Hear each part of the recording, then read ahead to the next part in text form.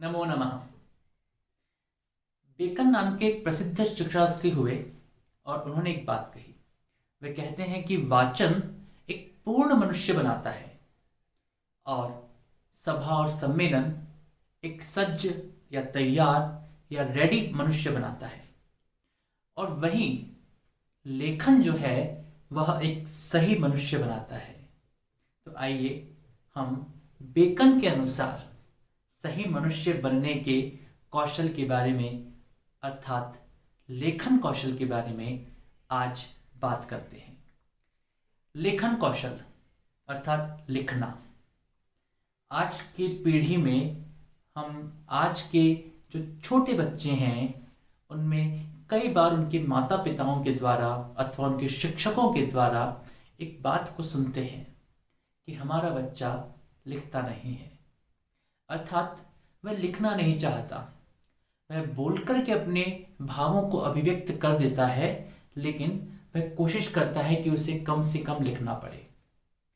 निश्चित रूप से लेखन एक कौशल है और लेखन एक ऐसा कौशल है जो कि हमें अपने विचारों को अभिव्यक्त करने के लिए एक ऐसा माध्यम देता है जिसके द्वारा हमारे विचार दीर्घ काल तक इस संसार में टिक सकते हैं।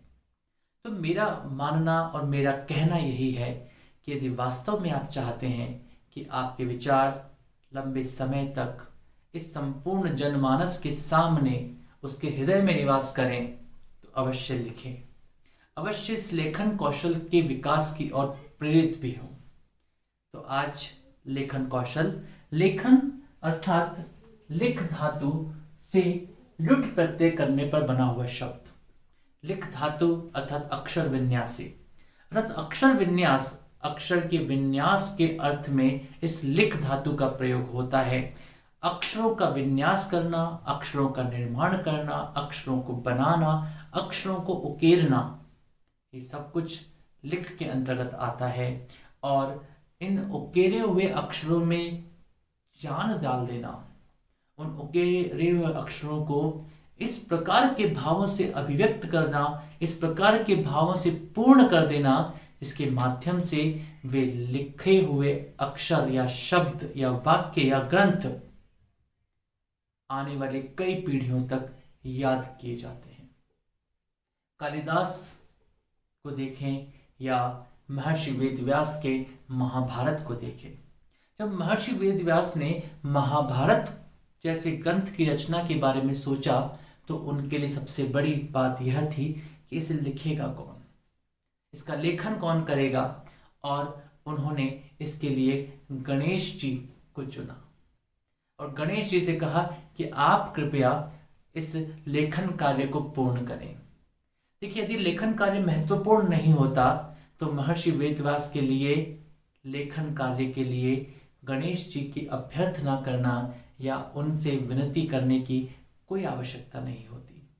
तो लेखन अत्यधिक महत्वपूर्ण है। गणेश जी ने यह कहा कि मैं तभी लिखूंगा जब मुझे लेखन में किसी भी प्रकार से रुकना ना पड़े। तो महर्षि वेदव्यास ने यहां पर गणेश जी को कहा कि बिल्कुल मैं आपको रुकने नहीं दूंगा, लेकिन आप अगला श्लोक तभी लिखेंगे जब आप पूर्व के श्लोक को समझ चुके हों। देखा जाए तो लेखन कौशल का समस्त मर्म इस छोटे से घटनाक्रम में सन्निहित है। हम जब लेखन करते हैं तो लेखन के समय में एक बात आती है कि हम लिपि को जानते हैं या नहीं, अक्षरों का निर्माण करना जानते हैं या नहीं, अक्षरों को लिख सकते हैं या नहीं, यह एक बात होती है। और दूसरी उससे भी अधिक महत्वपूर्ण बात कि जो कुछ लिखा है या जो कुछ हम लिख रहे हैं वह हम समझ के, योग्यता के अनुसार, स्तर के अनुरूप और वास्तविक में सार्थक रूप में लिख पा रहे हैं या नहीं। तो लेखन कौशल में जहां पर अक्षर विन्यास अर्थात अक्षरों को उकेरना या अक्षरों को लिखना आता है, लेकिन उसके साथ साथ उससे भी आगे बढ़ते हुए जो कुछ लिखा जा रहा है, जो कुछ हम लिख रहे हैं, उस लिखे हुए के अर्थ, भाव और उसके मर्म को भी हमें समझना चाहिए कि वास्तविकता में वह जो लेखन हो रहा है, वह लेखन आने वाली पीढ़ियों के लिए उपयोगी हो सकेगा या नहीं। तो यहां पर जब हम लेखन की बात करते हैं तो लेखन की प्रक्रिया क्या होनी चाहिए इसके बारे में बात करते हैं। लेखन की प्रक्रिया क्या होनी चाहिए, तो यहां पर सबसे पहली बात, यदि हम लेखन करना चाहते हैं, हम लेखन के कौशल को विकसित करना चाहते हैं, तो सबसे पहली आवश्यकता होती है लिपिक ज्ञान, अर्थात लिपि को जानना। जिस भी लिपि में हम अपने भावों को अभिव्यक्त करना चाहते हैं, उस लिपि का ज्ञान होना, स्पष्ट रूप से ज्ञान होना बहुत ही आवश्यक है। संस्कृत भाषा में हम लेखन करना चाहते हैं तो हमें देवनागरी लिपि का ज्ञान होना चाहिए, और देवनागरी लिपि का ज्ञान जो है वह वर्ण विन्यासों को ही अभिव्यक्त करता है। तो प्रत्येक प्रकार के वर्ण से जुड़े हुए अलग अलग तरह के उसके स्वरूप, और इसी के साथ साथ वर्ण अर्थात जैसे स्वर है तो स्वर की मात्राओं आदि के बारे में जानकारी हमें अच्छे से होनी चाहिए। यदि हमें यह जानकारी सम्यक तरीके से होगी तभी जाकर के हम वास्तविकता में वर्ण विन्यास लिपि ज्ञान के द्वारा लेखन कौशल को सम्यक तरीके से विकसित कर पाएंगे। तीसरी बात आती है कि यहां पर आकार और सुंदरता। भी आकृति है उस पर अधिक दृष्टि ना डालें, क्योंकि मेरा लेख बहुत सुंदर नहीं है, और लेखन को सुंदर बनाना या लेखन के आकार में समानता रखना यह एक बहुत बड़ा कौशल है। इस कौशल को अर्जित किया जाने का प्रयास किया जाना चाहिए, अर्थात हमारा लेखन ऐसा भी ना हो कि हमारे अक्षरों को कोई पढ़ ना सके, समझ ना सके। इसी के साथ जब हम लेखन करते हैं तो लेखन के अंतर्गत केवल और केवल नकल कर देना या जो कुछ लिखा है उसको लिख देना यह लेखन नहीं है। अपितु लेखन वह होता है जिस लेखन के अंतर्गत हम अपने द्वारा चिंतन किए हुए, विचार किए हुए, या हमने जो अपने अंदर इच्छा की है उस अभिष्ट विचारों को भी लिख सकें, अर्थात अपने हृदय में सोची गई बातों को या विचारों को सम्यक प्रकार से लिखना लेखन कौशल की श्रेणी में आता है। अर्थात एक तरफ केवल अक्षरों को उकेर देना या अक्षरों को लिख देना, यह भी लेखन कौशल का एक प्राथमिक स्तर है, प्रारंभिक स्तर है, लेकिन उसके पश्चात हम अपने विचारों को अभिव्यक्त कर सके लेखन के द्वारा, यह उसका और भी अधिक उच्च स्तर है। और इसके लिए हमें क्या करना होता है, तो जब हम चाहते हैं कि हम अपने विचारों को अभिव्यक्त कर सके लेखन के माध्यम से, तो उसके लिए क्रमबद्ध और सुव्यवस्थित अभ्यास करने की आवश्यकता होती है। जब भी हम बड़े बड़े लेखकों को देखते हैं, उनके ग्रंथों को देखते हैं, तो ऐसा नहीं होता है कि वे लेखक एक ही दिन में इतने महान लेखक बन गए। उन्होंने लंबे समय तक उसका अभ्यास किया, लंबे समय तक अपने विचारों के बारे में चिंतन किया, लंबे समय तक अनुभवों को प्राप्त किया, और जब उन्होंने उन सब अनुभवों को लेखन के माध्यम से लोगों के सामने रखने का प्रयास किया, तो धीमे धीमे आगे बढ़ते हुए वे एक महान लेखक की ओर अग्रसर हो चले। तो इसलिए यदि हम भी अपने लेखन में, अपने शब्दों में वह शक्ति और सामर्थ्य उत्पन्न करना चाहते हैं, तो हमें क्रमबद्ध सुव्यवस्थित अभ्यास करना होगा, और इसी के साथ साथ हमें पर्याप्त चिंतन सामर्थ्य को भी पैदा करना होगा। हमें अधिक पढ़ना होगा, जैसा हमने यहाँ पर कहा था कि पठन कौशल आपको ग्रहण करवाता है विचारों को। जो अन्य लोगों के विचार थे, उन विचारों को, जो लिखे हुए विचार हैं, उन लिखे हुए विचारों को पढ़कर उन्हें ग्रहण करने का कौशल होता है पठन, और वहीं इस लेखन के माध्यम से हम उन विचारों को जो कि हमने ग्रहण किए हैं, हमने प्राप्त किए हैं, अपने उन विचारों, उन अनुभवों को हम अपनी लेखनी के द्वारा दूसरे लोगों तक पहुंचा सकते हैं। तो यहाँ पर ये लेखन की प्रक्रिया जो कि है वो हम समझ पाते हैं कि किस प्रकार से हम लेखन को बेहतर बना सकते हैं। मैं आपको छोटा सा उदाहरण देना चाहूँगा। जब मैं अपने विद्यालय में पढ़ता था तो मेरे विद्यालय में मेरा एक मित्र था, और उस मित्र ने मुझे कहा कि आशुतोष, तुम्हारी जो ये कॉपी है, ये कॉपी मुझे एक दिन के लिए दे दो। मैंने कहा कि क्या करना है? तो उन्होंने कहा कि ये जो कॉपी है, इस कॉपी में जो कुछ लिखा हुआ है मुझे वो लिखना है, नोट करना है। तो मैंने कहा कि ठीक है भाई, ले जाओ, 3-4 दिन में वापस दे देना। वह उस कॉपी को लेकर के गए। वह कॉपी 200 पेज की कॉपी थी, और एक ही दिन के बाद मेरे वे मित्र वह कॉपी वापस मेरे पास लेकर के आए। मुझे बड़ा आश्चर्य हुआ। मैंने कहा कि क्या काम पूरा हो गया? बोले कि हाँ, मैंने पूरी कॉपी लिख ली है। लेकिन 200 पेज एक दिन में लिख लिए? बोले हाँ, मैं कल रात भर जगा रहा और रात भर मैंने उस कार्य को पूर्ण कर लिया। मैंने कहा कि तो बहुत बड़ी बात है कि एक ही दिन में इतना सब कुछ तुमने लिख लिया। बोले कि हाँ बिल्कुल, मैंने लिख लिया। मैंने कहा मुझे कॉपी पर दिखाओगे? और जब मैंने अपने मित्र की वह कॉपी देखी तो पूरे 200 पेज लिखे हुए थे, लेकिन सबसे बड़ा आश्चर्य, सबसे महत्वपूर्ण बात कि उस कॉपी के प्रथम पृष्ठ पर जो नाम था वह नाम भी मेरा ही लिखा हुआ था। कारण, क्योंकि जब मेरे मित्र ने उस कॉपी को लिखा तो कॉपी को केवल कॉपी किया, अर्थात नकल की। और नकल जब हम करते हैं तो नकल के समय पर कई बार हम अक्ल लगाना भूल जाते हैं। इतना तेजी से लिख पाना निश्चित रूप से उसका कौशल था। शायद इतना तेज गति से मैं भी नहीं लिख सकता था, लेकिन उस लेखन में जो एक कमी थी वह कमी यह थी कि लिख तो लिया गया, नकल तो की गई, कार्य भी पूर्ण होता दिखाया हमें, लेकिन जो उसकी समझ थी, अर्थात जो उसको समझना था, जो उसको जानना था, वह जानकारी अभी तक उनके पास नहीं पहुंच सकी है। तो इसलिए जब हम लेखन करते हैं तो लेखन करते समय पर केवल और केवल किसी भी कार्य को, किसी भी किताब को या किसी भी अंश को लिख देना यह पर्याप्त नहीं होता है। लेखन उसकी समझ, उसके अवबोध के साथ जुड़ा नहीं होगा तो वह लेखन अपूर्ण रहेगा। अतः हमें जब लेखन के लिए प्रयास करना है तो हमें इन दोनों स्तरों पे काम करना होगा। पहली बात, हमें अक्षर विन्यास स्पष्ट रूप से उसकी जानकारी होनी चाहिए, और दूसरी बात कि जो अक्षर, जो शब्द, जो वाक्य हम लिख रहे हैं वे हमें समझ में भी आने चाहिए। तो अक्षर विन्यासों को और इस लेखन कौशल को हम कैसे विकसित कर सकते हैं? तो इसके लिए कुछ गतिविधियां हैं जिन गतिविधियों को हम अपने विद्यार्थियों के साथ अथवा स्वयं के साथ कर सकते हैं।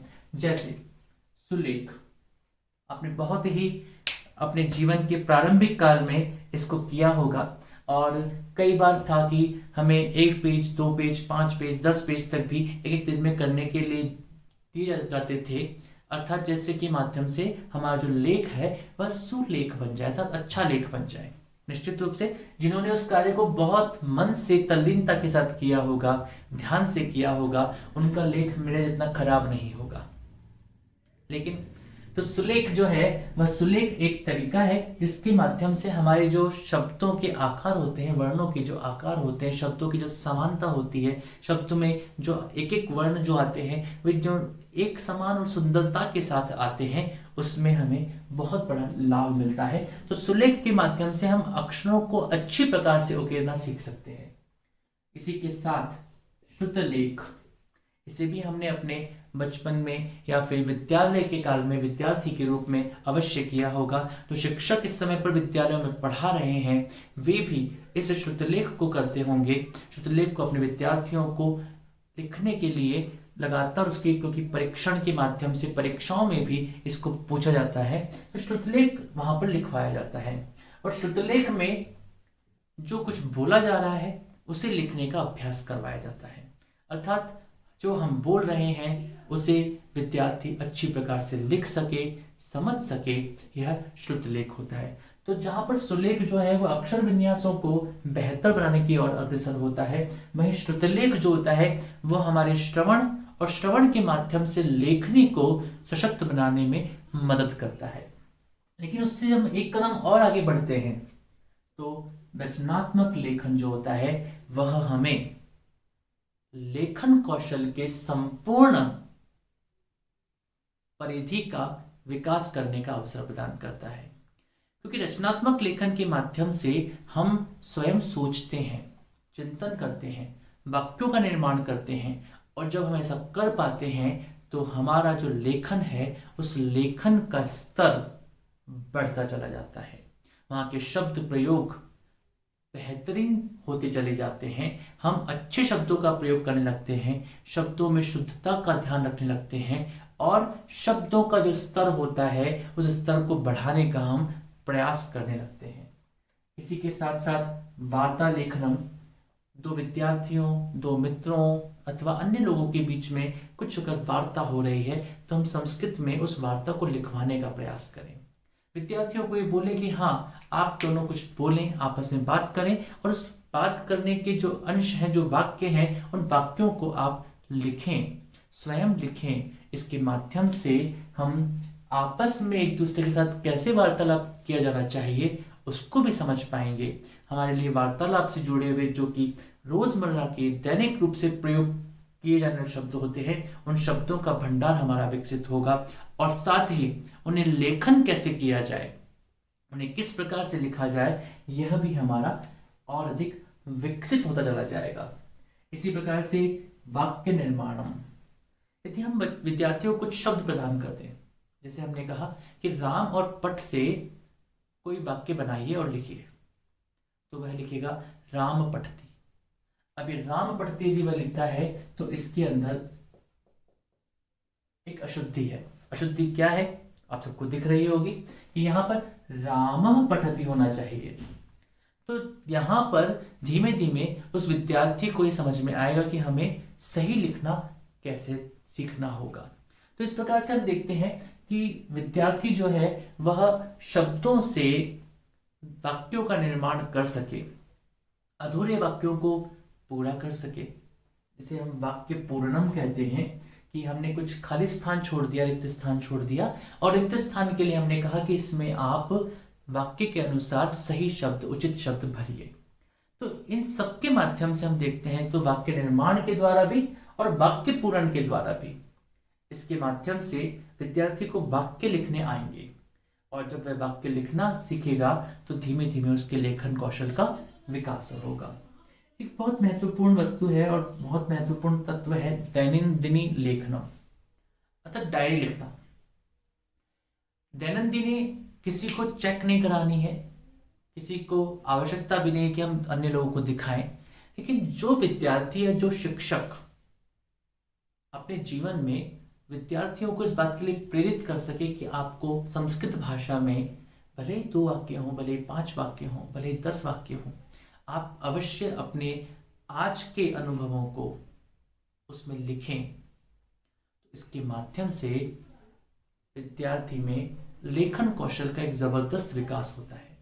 तो हमें प्रयास करना चाहिए कि हम अपने विद्यार्थियों को दैनंदिनी लेखन के लिए अवश्य प्रेरित करें। एक बात और है, यथा शिक्षकः तथैव विद्यार्थी। जैसे शिक्षक होते हैं वैसे ही विद्यार्थी होते हैं, और शिक्षक अपने जीवन में जिस प्रकार से लेखन कौशल करते हुए दिखाई देते हैं, जिस प्रकार से लेखन करते हुए दिखाई देते हैं, जिस प्रकार से वे अपने लेखन के माध्यम से अपने विचारों को अभिव्यक्त करते हैं, विद्यार्थी में भी वे सब गुण अपने आप उत्पन्न होते चले जाते हैं। यदि कोई शिक्षक दोष युक्त लेखन करते हैं तो विद्यार्थियों में भी वे लेखन के दोष रह जाते हैं। तो हमें प्रयत्न करना चाहिए एक शिक्षक के रूप में कि हम जब भी कुछ लिखें वह शुद्ध होना चाहिए। हम अधिक से अधिक लिखने का प्रयास करें। विद्यार्थियों के सामने हम अवश्य उन्हें लिख करके कुछ ना कुछ बातें बताएं, जिसके द्वारा विद्यार्थियों में लेखन कौशल का विकास हो सकेगा। इसी के साथ साथ देवनागरी लिपि, यह एक बहुत ही वैज्ञानिक लिपि है और इस लिपि के द्वारा हम अपने भावों को स्पष्टता के साथ, शुद्धि के साथ अभिव्यक्त कर सकते हैं। इस देवनागरी लिपि में हम देखते हैं कि मात्राएं भी हैं, वर्ण भी बहुत सारे हैं और उन सबको सीखना अपने आप में एक कौशल है, एक अर्जन का एक ऐसा साधन है, एक ऐसा माध्यम है या एक ऐसी तैयारी है जिसके लिए कुछ हमें प्रयत्न करने होते हैं। कई बार ऐसे कुछ विद्यार्थियों को मैंने देखा जो ये कहते हैं कि मुझे हिंदी लिखना अथवा संस्कृत लिखना जो है वह बहुत ही कठिन लगता है। मेरा उन सब विद्यार्थियों को यह कहना है कि देवनागरी लिपि क्लेश नहीं, कठिन नहीं, अपितु गौरव है। हम देवनागरी लिपि लिख पा रहे हैं, देवनागरी लिपि को समझ पा रहे हैं, देवनागरी लिपि को बोल पा रहे हैं, देवनागरी लिपि को सुन पा रहे हैं। यह हमारे लिए बहुत बड़ा सौभाग्य है, क्योंकि भाषा जितनी सशक्त होगी हमारे विचार उतने ही सशक्त बन पाएंगे। भाषा यदि दोषपूर्ण है तो हमारे विचार भी दोषपूर्ण ही रह जाएंगे। अतः देवनागरी लिपि में लिखना कभी भी क्लेश नहीं हो सकता, अपितु यह गौरव का कारण है। हमें उसको सीखने का अधिकतम प्रयास करना चाहिए और हमें इस देवनागरी लिपि के माध्यम से, संस्कृत भाषा रूपी वैज्ञानिक भाषा के माध्यम से अपने विचारों को लिखने का अधिकतम प्रयास करना चाहिए। फलकस्य उपयोगः, जो हमारा श्याम फलक या श्वेत फलक, ये तो श्वेत फलक है, विद्यालय में हरित फलक भी होता है, श्याम फलक भी होता है, स्मार्ट बोर्ड्स भी आजकल आ गए हैं। तो इन सभी फलकों के माध्यम से, इन सभी बोर्ड्स के माध्यम से हम अधिक से अधिक विद्यार्थियों में लेखन अभ्यास करा सकते हैं। शिक्षक अवश्य ही इन श्याम फलकों का या श्वेत फलकों का या स्मार्ट बोर्ड का प्रयोग करें, क्योंकि जब एक शिक्षक शुद्ध लिखता है तो विद्यार्थी उसको शुद्ध स्वयं भी लिखने का प्रयत्न करता है। अतः फलक का प्रयोग, श्वेत फलक का प्रयोग, इन सब का अधिक से अधिक उपयोग किया जाए। इसके बाद पत्र व्यवहार और संस्कृति संदेशः। पत्र व्यवहार लुप्त होती सी परंपरा लगने लगी है, लेकिन यदि हम अपने भावों को अभिव्यक्त करने के लिए, यदि हम अपने लेखन कौशल को विकसित करना चाहते हैं तो हमें अपने किसी न किसी मित्र को, हम कुछ ऐसे समूह बना सकते हैं आपस में, जिन समूहों में रह करके हम एक दूसरे को पत्र लिखें। पत्र ईमेल के माध्यम से भी हो सकते हैं, लेखन करके भी हो सकते हैं, उसकी फोटो खींच करके भी हम आपस में एक दूसरे को भेज सकते हैं। इसका उद्देश्य कहीं पर भी यह नहीं कि हमें किसी को पत्र भेजना है, लेकिन इसका उद्देश्य यह अवश्य होना चाहिए, हमारा लक्ष्य अवश्य होना चाहिए कि मेरे लेखन कौशल का विकास होना चाहिए। यदि हम अपने लेखन कौशल के विकास के लिए प्रयत्न नहीं करेंगे तो ऐसी स्थिति में हमारा लेखन कौशल बहुत ही अपने निचले स्तर तक पहुंच जाएगा, और जब वह निचले स्तर पर पहुंच जाएगा तो जब भी ऐसी आवश्यकता आएगी कि हमें कुछ लिख कर के बताना है तो उस लिख कर के बताने के लिए हम संकोच करना शुरू करेंगे, घबराना शुरू करेंगे, भयभीत होना शुरू करेंगे और हम प्रयास करेंगे कि हमसे कुछ लिखवाया ना जाए। तो हमें प्रयास करना है कि हमारा लेखन कौशल किसी ना किसी तरीके से, कोई भी तरीका हो सकता है, इनमें से कोई भी तरीका आप प्रयोग कर सकते हैं, लेकिन उस तरीके के माध्यम से हम ये कोशिश अवश्य करें कि हमारा लेखन कौशल बहुत ही उत्कृष्ट कोटि का होना चाहिए। हम संस्कृत में संदेश भेज सकते हैं, हम संस्कृत में अपनी बात कह सकते हैं, लघु लघु वाक्यों में हम संस्कृत में अपनी बातों को लिख सकते हैं, और ये हमारे जीवन में लेखन कौशल के विकास का एक बहुत ही बड़ा मानदंड विकसित कर सकती है। इसी के साथ साथ पत्रिकादीनां महत्वपूर्ण अंशानां लेखनम। हम क्या लिखें? लिखने के लिए हमारे पास कुछ ना कुछ अंश होने चाहिए, कोई ना कोई तथ्य होने चाहिए। यदि हमारे पास कोई पुस्तक है तो उस पुस्तक की कोई भी महत्वपूर्ण बात को हम लिख सकते हैं, क्योंकि वह हमारे पास लंबे समय तक स्थिरता के साथ रह पाएगी। इसी प्रकार से यदि हमने कोई समाचार पत्र में कोई महत्वपूर्ण बात पढ़ी है तो उसको भी हम लिख सकते हैं। संस्कृत भाषा के दृष्टिकोण से देखा जाए तो हम अपने जीवन में, अपने आसपास के लोगों में यदि कोई उनके पास संस्कृत की पत्रिकाएं हों या फिर इसी के साथ साथ संस्कृत की कोई पुस्तकें हों, संस्कृत का कोई ग्रंथ हो, और यदि ये सब कुछ नहीं भी है, इंटरनेट पर, यूट्यूब पर, गूगल की वेबसाइट्स पर बहुत कुछ संस्कृत भाषा में जानकारियाँ उपलब्ध होती हैं। हम उन जानकारियों को संस्कृत भाषा में अपनी कॉपी में, अपनी अभ्यास पुस्तिका में लिख सकते हैं। और यदि हम ऐसा कर पाएंगे तो सबसे महत्वपूर्ण बात यह है कि हमारी लेखनी से हमारे पास संस्कृत भाषा में एक अच्छा संकलन तैयार हो जाएगा, जो कि हमारे लिए उपयोगी होगा। और दूसरी महत्वपूर्ण बात यह कि वह संकलन जो है वह हमें लेखन कौशल के विकास की ओर कब लेकर चला गया, हमें कब, हमारे लेखन कौशल को कब उसने विकसित कर दिया, हमें पता भी नहीं चलेगा।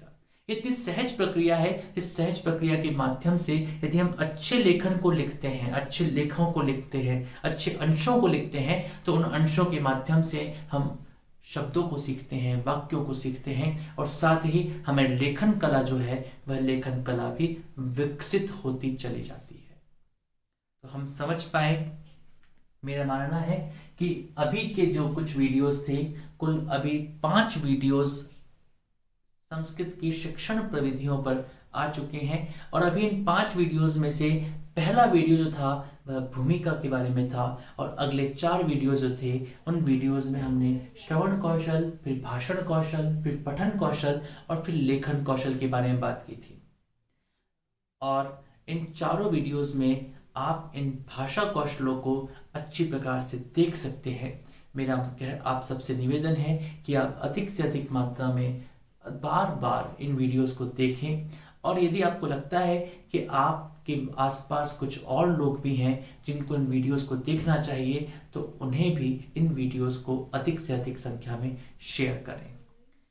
हमारे टेलीग्राम समूह और फेसबुक समूह से भी आप जुड़ सकते हैं।